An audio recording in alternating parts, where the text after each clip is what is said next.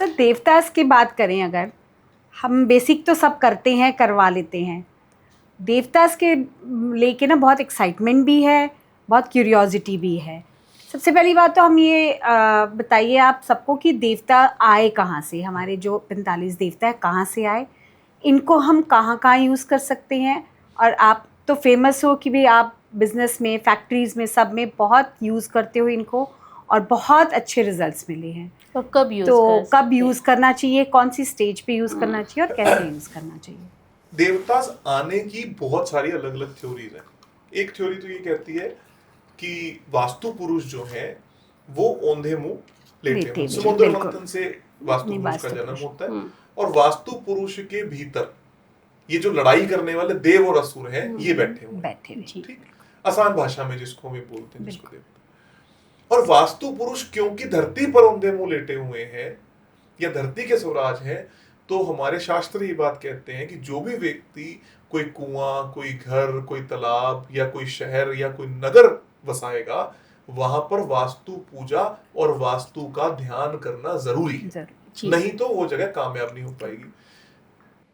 अब वो देवता और असुर कौन है? एक नेगेटिव एनर्जी, एक पॉजिटिव एनर्जी। एक वो एनर्जी जो इंसान को सिर्फ अपने बारे में सोचने के लिए मजबूर करती है, वो असुर है। और एक वो एनर्जी जो दिव्य है, जो दूसरों के बारे में सोचने को मजबूर करती है, वो देवतुल्य है। इनके नाम ना बड़े वो हो गए कि देवता का मतलब कोई आकाश में बैठा हुआ ईश्वर है, पर ऐसा नहीं है। देव का मतलब ऊर्जा, लाइट, प्रकाश। उस देवता का ऊर्जा, उस देवता का प्रकाश। देव का मतलब ही ऊर्जा और प्रकाश, दैविक ऊर्जा जिसको आप बोलते हैं। और जो असुर है उसका मतलब अंधेरा। एक लाइट है और एक अंधकार। आपके भीतर हमेशा दो थॉट्स चलते हैं, एक पॉजिटिव, एक नेगेटिव। इनका जो युद्ध हो रहा है आपस में कि मैं ये करूं किसी के लिए, ये पॉजिटिव है, उसी वक्त पीछे हट गया, ये नेगेटिव है। एक्चुअल में वो शास्त्र ये नहीं कहेगा कि वाकई में कोई समुद्र मंथन हुआ, उसमें लड़ाई हुआ होगा, पर वो शास्त्र हमें ये समझा रहे हैं कि तुम्हारे अंदर के ब्रह्मांड में हर वक्त युद्ध होता रहता है, युद्ध हो रहा है। जो युद्ध हो रहा है अंदर, उसमें देव जीतेंगे या असुर जीतेंगे, ये तुम्हारा सबकॉन्शियस तय करेगा। और वो जो तुम्हारा सबकॉन्शियस तय करेगा, उससे तुम्हारा जीवन तय होने वाला है। तो उसमें क्या निकला? अमृत भी निकला और विष भी निकला। अमृत के पीछे लड़ाई हो गई कि कौन उसका अमृत पान करेगा, विष पान कौन करेगा, इसी चीज की लड़ाई हुई। आप जब भी कोई डिसीजन लोगे बहुत सारा एनालिसिस करके, तो उससे एक चीज पैदा होगी, महत। महत का मतलब रिजल्ट। तो वो अमृत बना या विष बना, ये वक्त आपको बताएगा कि आपने नेगेटिव सोचा या पॉजिटिव सोचा। तो वास्तुशास्त्र में कौन सी ऊर्जा पर पैर रखने से आप नेगेटिव सोचते हो और पॉजिटिव सोचते हो, या एक डेडिकेटेड कर्म सोचते हो या डेडिकेटेड चीज सोचते हो, ये उस ऊर्जा को देव ऊर्जा कहा जाता है। अब क्या है, मान लो हम ये कहते हैं कि एक देवता है भूधर।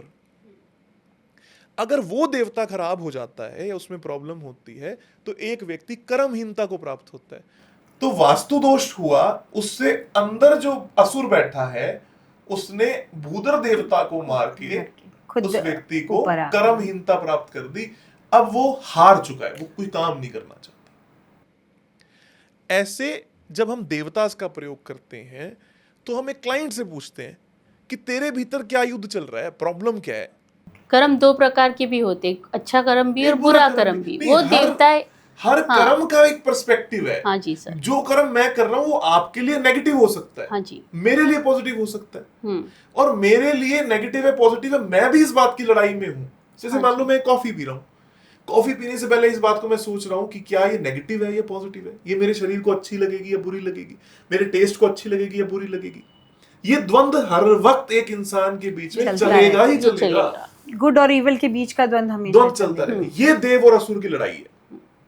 मैं ये बात कहता हूं कि अगर आपका वास्तु खराब हो गया या आपके देव ऊर्जाएं खराब हो गई, तो मुझे ये पता लगना बंद हो गया कि इसके बीच का भेद क्या है। मैं सिर्फ पी रहा हूं, मैं सिर्फ खा रहा हूं, मुझे पता ही नहीं कि मेरे लिए क्या अच्छा है, मेरे जीवन के लिए क्या बेहतर है। तो मैं हमेशा एक बात बोलता हूं अपने कोर्सेज में कि आप जब भी किसी क्लाइंट के साथ में बैठते हो, पहले उसको सुनो आपकी प्रॉब्लम क्या है, उसके भीतर के द्वंद को जब आप सुन लोगे ना कि उसकी प्रॉब्लम क्या थी, वो क्या बोलना चाहता था, उसका कौन सा देवता प्रॉब्लमेटिक है, कौन सा असुर प्रॉब्लमेटिक है, तो आप उसको एक ऐसा उपाय दोगे कि तेरे घर के इस जगह पर ये देवता माल फंक्शन है, यहाँ बैठ जाने से या यहाँ मेटल के स्टड्स डाल देने से ये जागृत हो जाएगा, तेरी प्रॉब्लम सॉल्व। मैंने नहीं प्रॉब्लम सॉल्व करी, उस व्यक्ति का माइंड सॉल्व हो गया, जैसे कि सबकॉन्शियस अभी माइंड सर उस चीज को ले रिएक्शन कर लिया। गया। हाँ,